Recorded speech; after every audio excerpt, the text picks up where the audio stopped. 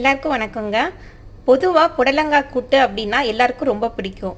அதுலேயும் இந்த கல்யாண வீட்டில் இல்லை ஒரு சில ஹோட்டலில் வாங்கி சாப்பிடும்போது இன்னொரு முறை போடுங்க அப்படின்னு சொல்லிட்டு நம்ம கேட்டு வாங்கி சாப்பிடுவோம். அந்த அளவுக்கு ரொம்ப ருசியாக இருக்கும்.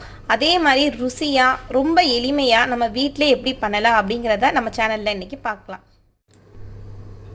நான் ஒரு 1/4 கப் அளவுக்கு கடலைப்பருப்பு இருக்கும் பார்த்தீங்களா, கடலைப்பருப்பு பின்ன ஒரு 2 ஸ்பூன் அளவுக்கு மட்டும் பாசிப்பருப்பு, இது ரெண்டையுமே ஒரு அரை மணி நேரத்துக்கு முன்னாடியே ஊற வச்சுட்டேங்க. ஊற வச்சுருந்ததை இப்போ நம்ம சேர்த்துக்கலாம். ப்ரெஷர் குக்கரில் நான் பண்ணுறேங்க. ப்ரெஷர் குக்கரில் பண்ணோன்னா தான் நல்லா சாஃப்டாக நல்ல டேஸ்ட்டாக வரும். அதனால் இதில் ஒரே ஒரு பூண்டு மட்டும் சேர்த்துக்கிறேன். சேர்த்துட்டு அரை தக்காளி இருக்கும் பார்த்தீங்களா, அரை தக்காளி மட்டும் சேர்த்துக்கிறேன்.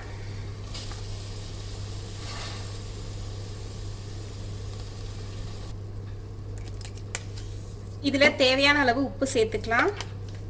சேர்த்துட்டு ஒரு அரை ஸ்பூன் அளவுக்கு நம்ம மஞ்சள் தூள் இருக்கும் பார்த்தீங்களா, கொஞ்சமாக மட்டும் சேர்த்துக்கலாம்.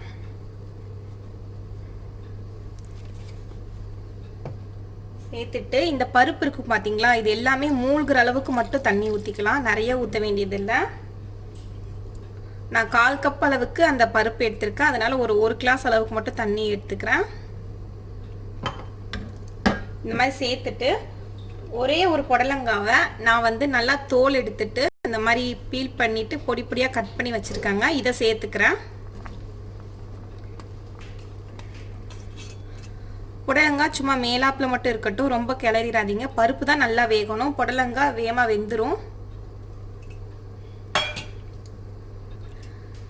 இதுலேயே ஒரு அரை ஸ்பூன் அளவுக்கு ஜீரகமும் சேர்த்துக்கிறேங்க.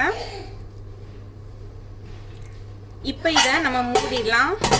மூடிட்டு ஒரு 2லேருந்து 3 விசில் வரணுங்க. அந்த மாதிரி வச்சு நம்ம எடுத்துக்கலாம்.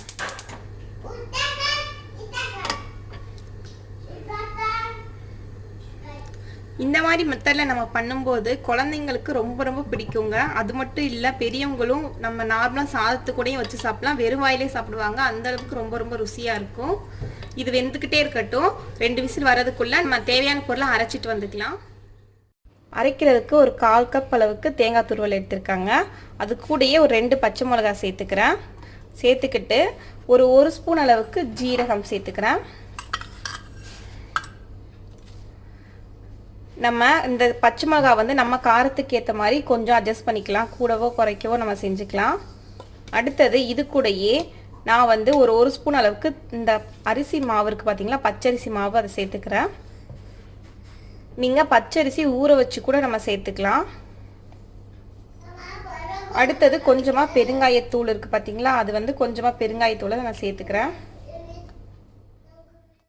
கூடையே ஒரு சின்ன வெங்காயம் இருக்குது பார்த்தீங்களா, அது 3லேருந்து 4 மட்டும் நான் சேர்த்துக்கிறேன். சேர்த்துட்டு இது எல்லாத்தையுமே ஓரளவு குறைப்பாக தண்ணி ஊற்றி அரைச்சி எடுத்துகிட்டு வந்துக்கலாம்.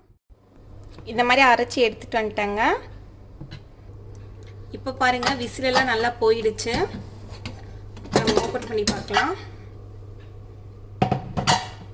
நல்லா வெந்திருக்கு.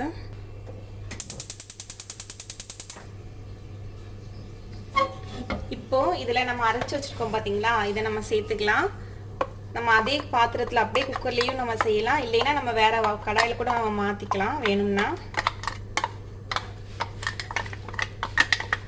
இது எல்லாத்தையும் சேர்த்துக்கிட்டேன். சேர்த்துட்டு இதை நல்லா கலந்து விட்டுக்கலாம்.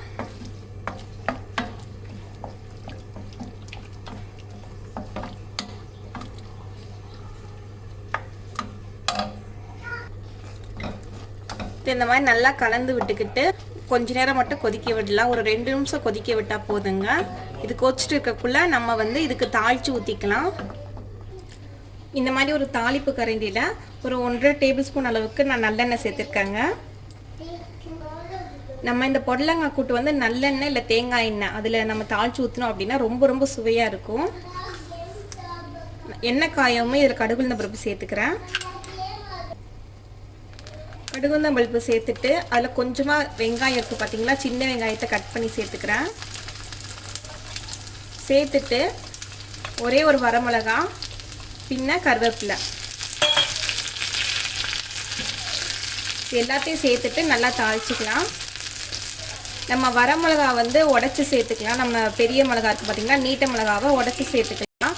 குழந்தைங்களுக்கு அப்படிங்கிறதுனால நான் அப்படியே சேர்த்துருக்கேன். குழந்தைங்க எல்லாருமே ரொம்ப ரொம்ப விரும்பி சாப்பிடுவாங்க இந்த கூட்டு. அந்தளவுக்கு ரொம்ப ரொம்ப ருசியாக இருக்கும்.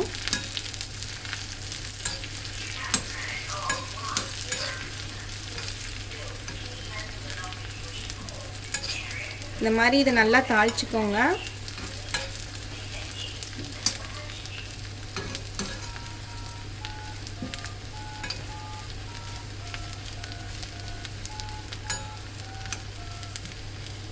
நீங்கள் செக்கு நல்லெண்ணெய் அப்படின்னு சொல்லிட்டு உங்களுக்கு தெரியணும் அப்படின்னா இந்த மாதிரி நல்லா பொங்கி வரும். பொங்கி வரதை வச்சுட்டே நம்ம கண்டுபிடிச்சிடலாம் அது நல்ல ஒரு செக்கு நல்லெண்ணெய் அப்படின்னு சொல்லிட்டு.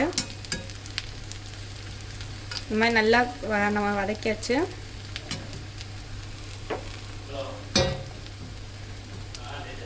இப்போ இதை நம்ம தாளிப்பில் கொட்டிடலாம்.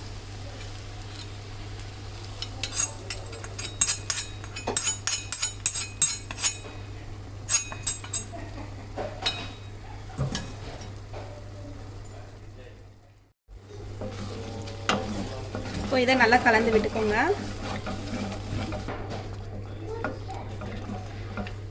அவ்வளோதாங்க, நம்மளோட ருசியான புடலங்காய் கூட்டு ரொம்ப சூப்பராக ரெடி ஆயிடுச்சு.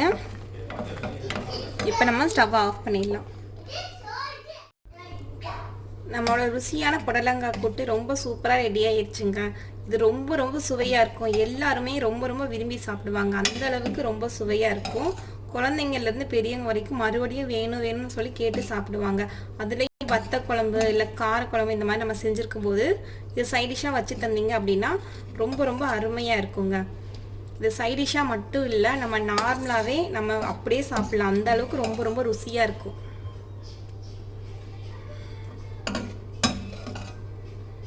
கண்டிப்பாக ட்ரை பண்ணி பாருங்கள். ட்ரை பண்ணி பார்த்துட்டு உங்கள் ஃபீட்பேக் என்ன அப்படின்னு சொல்லிட்டு கமெண்ட் பண்ணுங்கள். சரிங்களா?